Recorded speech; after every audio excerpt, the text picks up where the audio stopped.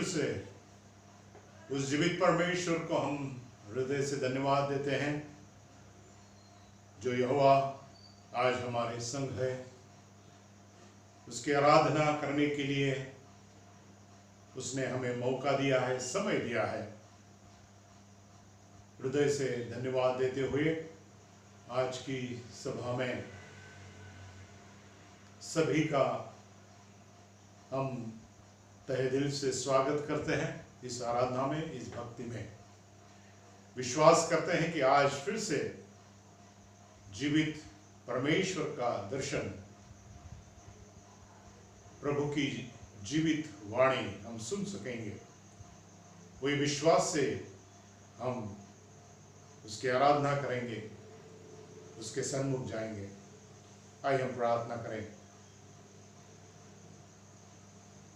प्यारे प्रभु, आज फिर से आपको धन्यवाद देते, फिर से नया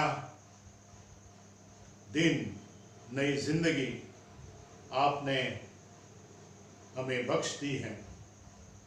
प्रभु जी, जब हम विचार करते हैं हम कौन,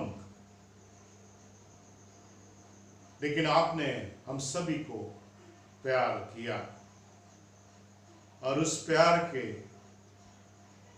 लिए आपने हमारे खातिर प्रभु जी सूली के ऊपर अपनी जान दी। वो प्यार आज भी हमारे हर एक के जिंदगी में, परिवार में, हमारे कार्य में, हमारे आने में और हमारे जाने में आपने रखा। इस कारण प्रभु जी प्रथम आपको धन्यवाद देते हैं। फिर से आपके चरणों में आने का ये सौभाग्य हमें मिला है ताकि हम आपकी आराधना, आपकी स्तुति कर सकें। प्रभु जी, हमारी स्तुति और हमारी आराधना इसके द्वारा फिर से सभी के हृदय में अपनी आशीष भर दें। आगे का समय हमारे दिल दिमाग को आपके हाथ में सौंप देते। यीशु मसीह के नाम से प्रार्थना करते, सुन और ग्रहण कर, आमीन। आइए हम परमेश्वर के संग आज जबकि है, परमेश्वर का वचन कह रहा है कि आओ हम यहोवा के लिए उच्च स्वर से गाए, अपने उद्धार की चट्टान का जय जयकार करें। जी हाँ, सब स्थिति में उस उद्धार की चट्टान का जय जयकार, हमारे जीवित परमेश्वर की हम जय जयकार करें, उसकी स्तुति हम हमेशा करें।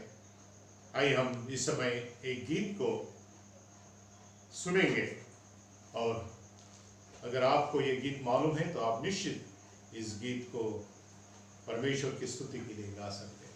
हिंदी गीत को हम इस समय सुनेंगे। जिंदगी के बारे में कहा गया है, जिंदगी का रास्ता बहुत ही कठिन है। कभी ऐसा समय आता है कि जिंदगी के सफर में काले बादल छा जाते हैं,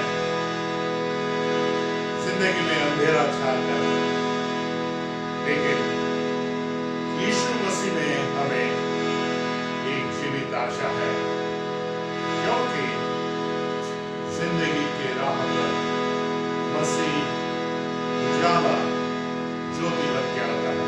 हालेलुया।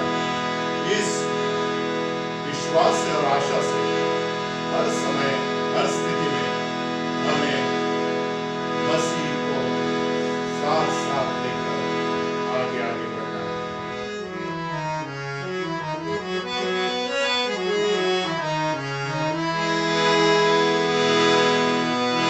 जिंदगी के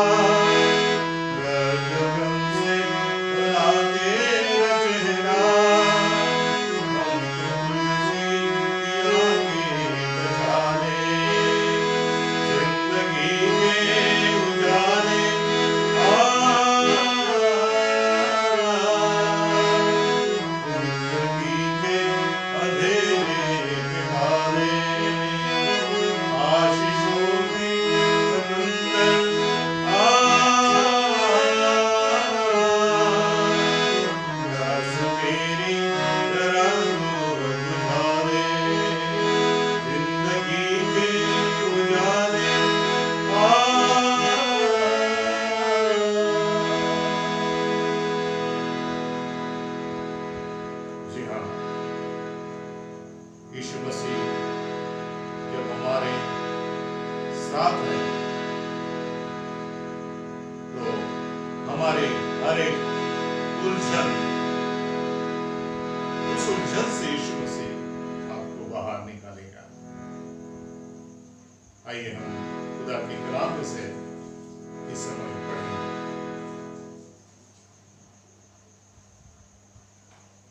पवित्र शास्त्र बाइबल जो है परमेश्वर ने हमारे हाथ में आज तक रखा है, और उस वचन में से हम इस समय दूसरा पत्रस, नया नियम में से दूसरा पत्रस तीसरा अध्याय, 2 Peter chapter 3 and verses 9 and 10। No और 10 इस आयतों को आज हम विशेष करके हमारे सामने रखेंगे। मैं आपके लिए पढ़ूंगा, आप भी बाइबल खोलिए और हर एक जो वचन है उसके ओर आप कृपया ध्यान दीजिए। मैं आपके लिए पढ़ता हूं।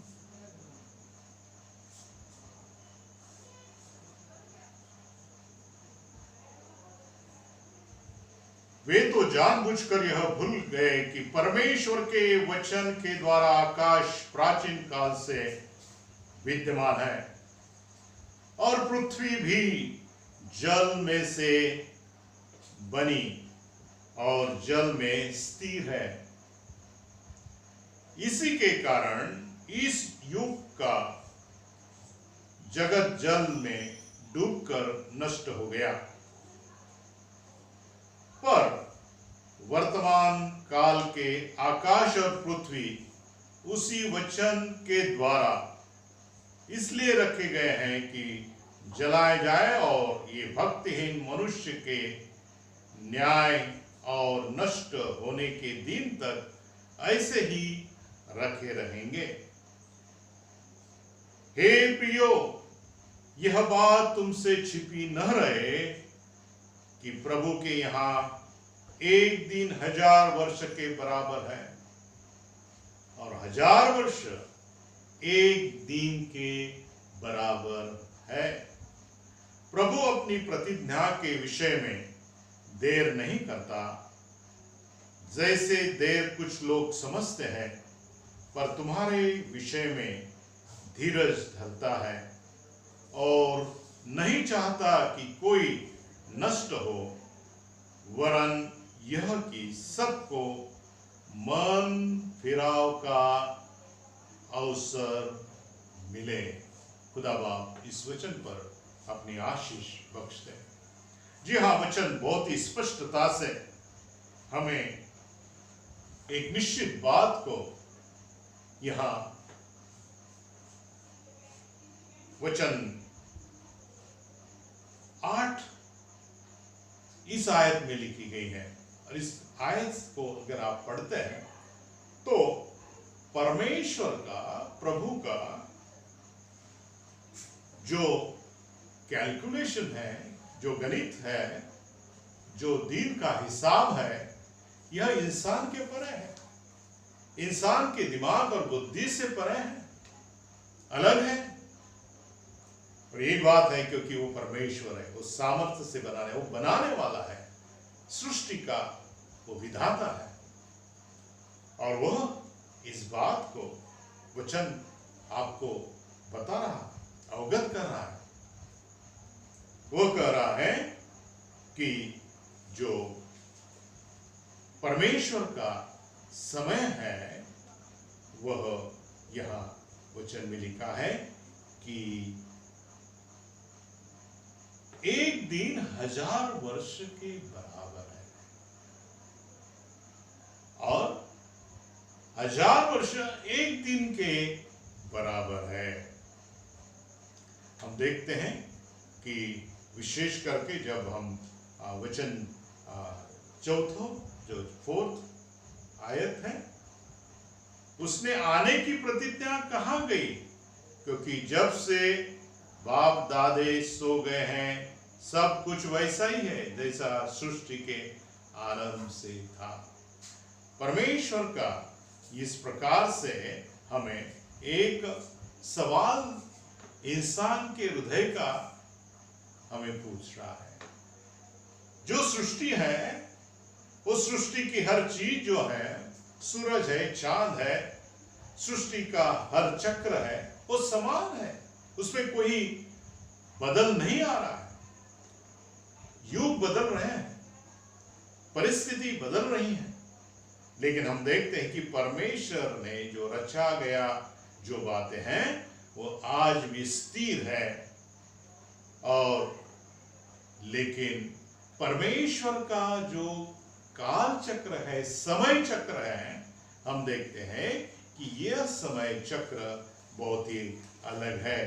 इंसान को इस बात के ऊपर विश्वास रखना है, ऐसा वचन कहता है। प्यारे मित्र, हम देखते हैं दूसरे कोरिन्थियों इसका 6वां अध्याय और इसका 2 वचन, क्योंकि वह तो कहता है अपनी प्रसन्नता के समय में मैं तेरी सुन ली और उद्धार के दिन में मैंने तेरी सहायता की। देखो अभी वह प्रसन्नता का समय है, देखो अभी वो उद्धार का दिन है। जी हाँ, परमेश्वर कहता है निश्चित अभी का समय, कोई भी इंसान यह नहीं कहता कि बहुत ही अच्छा समय है। इस घड़ी में कोई भी धरती का इंसान यह नहीं कह सकता है कि कल का दिन भी अच्छा होगा, लेकिन वो कह सकता है कि और हमारे यह कोरोना का संकट और भी बढ़ेगा। कभी कभी ऐसी जो न्यूज आती है कि इससे बड़ा इस प्रकार की बीमारी आने वाली है। बहुत सारे लोग इस प्रकार से चिंतित है कि अगला साल किस प्रकार के होगा, मनुष्य का जीवन किस प्रकार से होगा, मनुष्य का जीवन शारीरिक और मानसिक किस स्तर पे होगा, उस मनुष्य की इस धरती पर जो भी उसकी जिंदगी है वो जिंदगी किस प्रकार से होगी। प्यारे मित्रों, ये सवाल आज का समय इंसान के सामने रखा, ये सवाल इस समय में। लेकिन वचन, पवित्र शास्त्र बाइबल, यहोवा परमेश्वर इस समय के बारे में कहता है कि प्यारे मित्रों, कि हमें अगर ऐसे समय में परमेश्वर के ऊपर अगर भरोसा आप रखते हैं, परमेश्वर के पवित्र वचन के ऊपर अगर आप भरोसा रखते हैं और विश्वास रखते हैं, तो ये वचन आज भी जो सच्चाई से भरा हुआ है, इस वचन के द्वारा बहुत सारे जिंदगी में समस्या और मुश्किलें हल हुई हैं। बहुत सारे लोगों के और परिवार के जीवन के सवालों का जवाब मिला है। तो निश्चित यही वचन आज आपसे और मुझे कह रहा है, अपनी प्रसन्नता के समय में मैंने तेरी सुन ली और उद्धार के दिन में मैंने तेरी सहायता की है। देखो अभी वह प्रसन्नता का समय है। जी हाँ, परमेश्वर अभी वचन दे रहा है, निराश मत हो। परमेश्वर का वचन कह रहा है भयभीत मत हो। परमेश्वर का वचन कह रहा है कि चिंता में आप अपनी जो जिंदगी है उसको बर्बाद मत करो, बल्कि प्रसन्नता का दिन। प्रभु का वचन कहता है कि प्रसन्नता का समय, अभी तो बीमारी का समय है, चिंताओं का समय है, बहुत ही मुश्किल का समय है सारी दुनिया को, सारे विश्व को। लेकिन प्रभु यहोवा जिसने ये दुनिया बनाई है, जिसने सभी प्रकार का मनुष्य जीवन को आज तक संभाल के रखा, आपको और मुझे परमेश्वर सहायता करा है, वो परमेश्वर आज हमें बहुत ही उम्दा इस समय के बारे में कहता है। भला ये आज समय बुरा है, लेकिन वचन कहता है प्यारे मित्रों कि प्रसन्नता का समय अभी ये बदल सकता है, अभी वह प्रसन्न का समय हो सकता है। और उसके लिए क्या करना है? वचन कहता है कि प्रभु अपनी प्रतिज्ञा के विषय में देर नहीं करता, वैसे देर कुछ लोग समझते हैं, पर तुम्हारे विषय में धीरज धरता है और नहीं चाहता कि कोई नष्ट हो। परमेश्वर ये प्रतिज्ञा दे रहा है, ये अभिवचन दे रहा है इस समय के लिए कि आप ऐसे समय में केवल धीरज रखना है। इस समय में जब कठिन समय है, जब बीमारी का और कोविड-19 का समय है, जब ये सभी चिंताओं का समय है, महामारी का समय है, इंसान को इस वचन को पर ध्यान देना है, विश्वास रखना है। वचन कहता है कि परमेश्वर अपनी प्रतिज्ञा के विषय में देर नहीं करता। प्यारे मित्रों, आपको लगता है कि ये संकट कब दूर होगा? आपको लगता, और इंसान को, सारे विश्व को यह चिंता है कि ये महामारी कब नष्ट होगी। हमारे महाराष्ट्र के सभी हर एक परिवार को ये चिंता है कि ये संकट, ये बीमारी कब नष्ट होगी। विश्वास रखो, परमेश्वर करता है और प्रतिज्ञा देता है, अपनी प्रतिज्ञा के विषय में वो करता है कि वो देर नहीं करता, क्योंकि प्रभु का एक दिन 1000 वर्ष के बराबर है और 1000 वर्ष एक दिन के बराबर। हालेलुया! कितना बड़ा यह अभिवचन है। परमेश्वर एक दिन में स्थिति को बदल देगा। परमेश्वर एक सेकंड में आपकी जिंदगी को बदल देगा।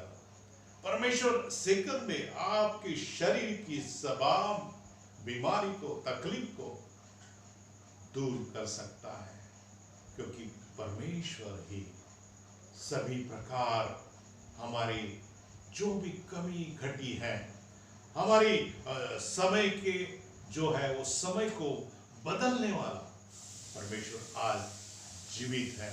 हालेलुया! और उस प्रकार से उसने हमें अभिवचन देना है। आप और हमें एक ही बात करनी है कि हमें धीरज धरना है। धीरज धरना है। कठिन है, मुश्किल की बात है धीरज धरना ऐसे समय में, लेकिन पवित्र बाइबल को आप पढ़िए, दिन प्रतिदिन परमेश्वर के वचनों में आप विशेष करके जो बातें लिखी हैं उसको आत्मसात करिए, उसके ऊपर गौर करिए, उसका मनन कीजिए और उसके ऊपर आप में विश्वास रखिए। निश्चित ये अभिवचन जो भी वचन में लिखी गई है वो आपके और हमारे जीवन में, आपके परिवार में वो निश्चित रूप से पूरा होगा। परमेश्वर आपके जीवन में, जैसा वचन में लिखा है कि वह दिन प्रसन्नता का दिन आपके जीवन में लाने वाला है और उद्धार के दिन में वो सहायता करने वाला है। अभी वह प्रसन्न का समय में ये जो कठिन समय है बदलने वाला है। खुदा करे और आपको आशीष, खुदा बाप आपको आशीष। आमीन। आइए हम प्रार्थना करेंगे। विशेष करके परमेश्वर हमारे मध्य में है और हमारे हर एक जरूरत को जानता है, लेकिन वो कहता है आप विश्वास से मेरे पास आओ और जो भी आपकी जरूरत है वो मैं पूरा करूंगा। उसके लिए आप प्रार्थना करो। आइए हम प्रार्थना करेंगे। हम उपकार स्तुति की प्रार्थना करते हैं क्योंकि परमेश्वर ने हम सभी को अच्छी बारिश दी है। जी हाँ, जहाँ भी अभी तक बारिश की जरूरत है परमेश्वर वहाँ भी बारिश दे, इसके लिए हम प्रार्थना करेंगे। विशेष करके हमारे कलीसिया के जो सदस्य हैं, मिस्टर मिसेस विजय गावित, जिन्होंने विशेष करके उपकार स्तुति के लिए प्रार्थना मांगी है, स्तुति की है कि परमेश्वर ने उनको अच्छा मकान दिया है और परमेश्वर की वो स्तुति करते हैं। उसके लिए हम प्रार्थना करेंगे। विशेष करके जो बीमार लोग हैं, आरोग्य परमेश्वर उनको दे, इसके लिए हम प्रार्थना करें। शिंदे बाबा के लिए प्रार्थना करेंगे, जो बीमार है, उनके पैर में सूजन है, परमेश्वर उनको चंगा करें। विशेष करके संचित गावित के लिए हम प्रार्थना करेंगे, परमेश्वर ये छोटे बच्चे को अपना स्पर्श करे और उसको चंगाई दे। विशेष करके प्रार्थना मांगी है मिसेस राजगुरु, उनके लिए जो पुणे में है, और परमेश्वर उनको चंगा करे, स्पर्श करे। ऐसी प्रार्थना हम सब मिलकर उनके लिए करेंगे। विशेष करके हम प्रार्थना करेंगे इस कोरोना के समय में जो डॉक्टर कार्यरत हैं, सिस्टर लोग हैं, सभी मेडिकल कर्मचारी हैं, उनको परमेश्वर सुरक्षा प्रदान करें। जो पुलिस हमारे भाई लोग हैं जो ड्यूटी कर रहे हैं, उनके लिए परमेश्वर उनकी रक्षा रखवाली करे। उसके लिए उनके परिवार के लिए भी हम प्रार्थना करें। जो वाटर सप्लाई के अंदर विशेष करके जो इमरजेंसी के कार्य करने वाले हमारे भाई लोग हैं, उनके लिए प्रार्थना करें, परमेश्वर उनको भी इन दिनों में उनका कार्य करते समय विशेष सहायता करें। हमारे देश के जवान जो है, जो सीमा पर कार्यरत है, उनके परिवार, उनके लिए प्रार्थना करेंगे, परमेश्वर उनको विशेष करके सभी प्रकार की कृपा और अनुग्रह प्रदान करें। हमारे किसानों के लिए विशेष प्रार्थना करें। खेती बाड़ी में विशेष करके परमेश्वर उनको आशीष से भर दे, इसके लिए हम प्रार्थना करेंगे। विशेष हम प्रार्थना करेंगे हमारे जो सेवक वर्ग हैं, अलग अलग जगह पे हैं, परमेश्वर उनकी सेवकाई में अपना हाथ उनके ऊपर रखें।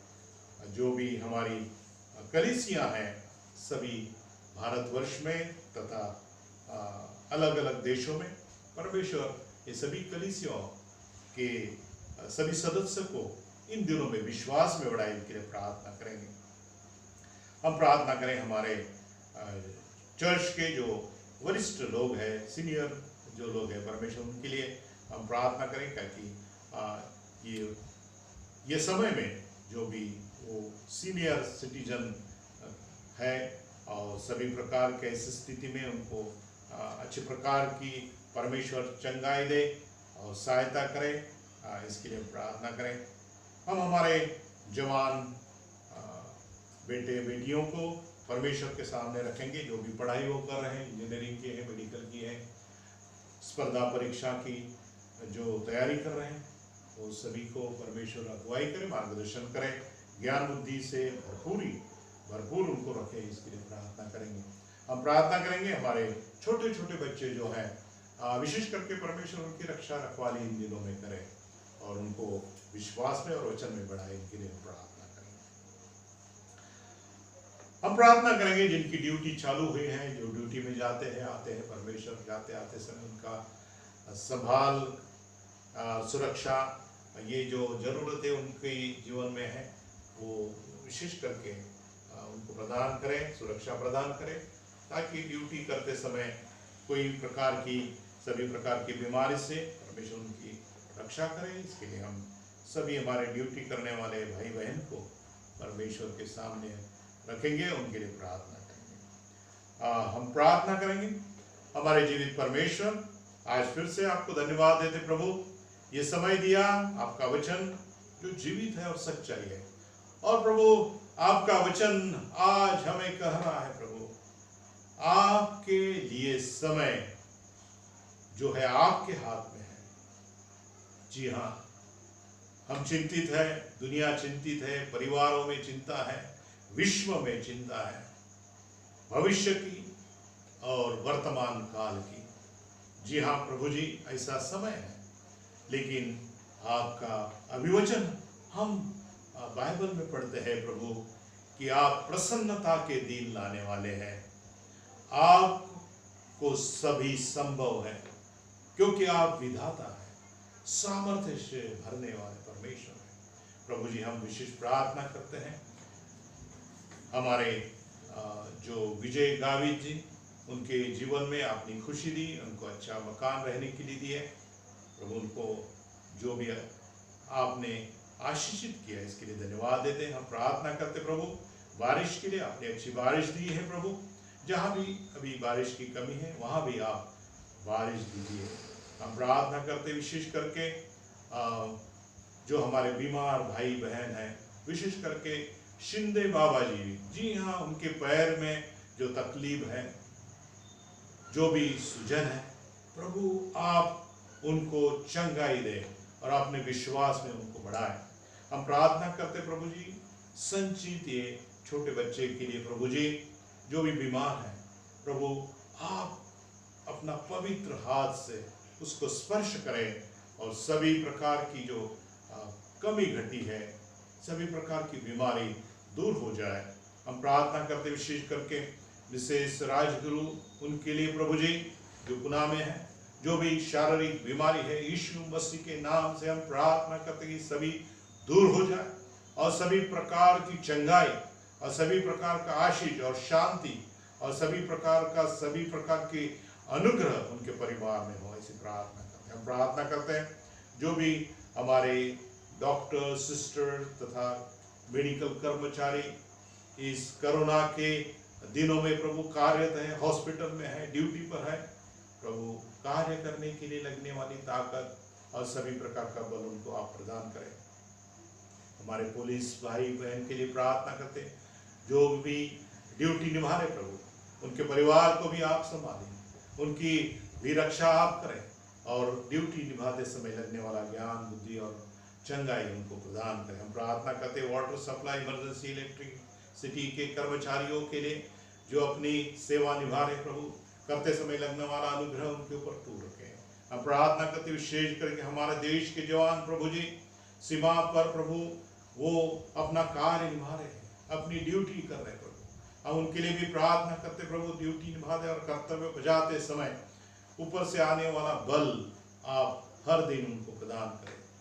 हम प्रार्थना करते हैं जो हमारे किसान, जो हमारे खेती बाड़ी में काम कर रहे हैं, उनकी जो जरूरत को आप पूरा करें, उनके खेती बाड़ी में अच्छी प्रकार की फसल हो, ऐसा अनुग्रह ये किसान भाई के ऊपर तो होने प्रभु जी। हम प्रार्थना करते हैं हमारे सेवक वर्ग के लिए जो अलग अलग गांव में हैं, अलग अलग क्षेत्र में कार्य करें, उनकी सेवकाई तो आशीष से भरपूर रखें। हम प्रार्थना करते हैं हमारी जो भी कलीसिया है प्रभु जी, इन दिनों में इन कलीसिया को आप अपने वचनों में, विश्वास में और मजबूत आप बनाइए, ताकि हमें मालूम है प्रभु कि आपका आने का समय बहुत ही नजदीक है। हमारे कलीसिया को हम आपके हाथ में सौंप देते हैं। हमारे कलीसिया के जो वयोवृद्ध हैं प्रभु जी, उनको इन दिनों में विशेष करके आप उनके संग और साथ रहें। हमारे जवान बेटों, बेटी और बेटियों को विशेष करके हम आपके सामने खड़ा करते हैं प्रभु जी। इन जवानी के समय में प्रभु जी आप सदा उनके संग और संग उनके जीवन में आप सदा रहें प्रभु जी। जो भी पढ़ाई वो कर रहे हैं प्रभु, कोई मेडिकल में है, कोई इंजीनियरिंग में है, और जो स्पर्धा की परीक्षा की तैयारी करे प्रभु, हर एक की जो भी पढ़ाई है प्रभु, उनको सफल तो बना और आपके भय में उनको दिन प्रतिदिन बढ़ा, ऐसी विनतियां हमारे जवान बेटे बेटियों को करते हैं प्रभु जी। हम प्रार्थना करते हैं हमारे छोटे बच्चों को ये दिनों में आप सुरक्षा प्रदान कीजिए अपने वचनों में, और अच्छे प्रकार की सहन और अच्छे प्रकार का जीवन इन दिनों में आप उनको प्रदान करें, ऐसी प्रार्थना हम करते हैं प्रभु जी। प्रभु जी हम प्रार्थना करते हैं जो भी ड्यूटी ज्वाइन किए हैं प्रभु जी, उनकी ड्यूटी निभाते समय अपने लहू का कवच उनके साथ तो होने पाए और अच्छे प्रकार से वो ड्यूटी कर पाए, ऐसा तो होने रहे। फिर से प्रभु आपकी आशीष और आपका अनुग्रह और आपका वचन, इसके लिए हृदय को धन्यवाद देते हैं। और हमारा जीवन और हमारा भविष्य आपके पवित्र हाथ में सौंप देते। यीशु मसीह के नाम से प्रार्थना कर, सुन और ग्रहण कर। आमीन।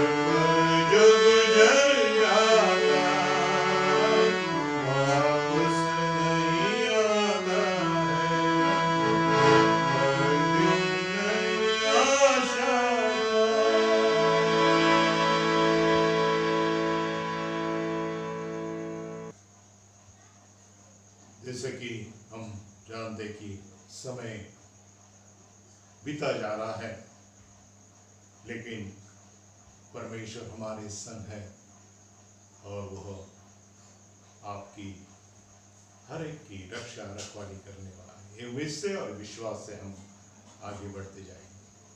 आइए हम प्रभु ने सिखाई हुई प्रार्थना सब मिलकर कहेंगे। आप अपनी आंखें बंद कीजिए और ये प्रार्थना हम सब मिलकर कहेंगे। हे हमारे पिता, तू जो स्वर्ग में है, तेरा नाम पवित्र माना जाए, तेरा राज्य आए, तेरी इच्छा जैसी स्वर्ग में पूरी होती है वैसी पृथ्वी पर भी हो।